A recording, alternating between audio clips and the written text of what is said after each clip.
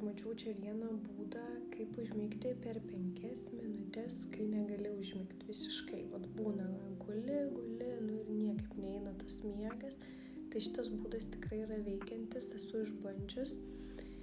Esmė tame, kad jūs turit užsimerkti ir pagalvot apie savo kambarį, kur jūsų lova, kur jūs miegat, kur gulit, kokie yra objektai, dalykai. Tai tarkim, pavyzdžiui, langas, lova, ten komodas ir pasiimam, tarkim, langą ir iš pirmos raidės, iš L, turit sugalvoti 3 žodžius. Gulit ir galvojat langas, lova, labirintas, laboratorija ir kai sugalvojat 3 žodžius, perinat prie kito dalyko. Tai tarkim sofa, komodas ir vėl galvojat iš pirmos raidės 3 žodžius.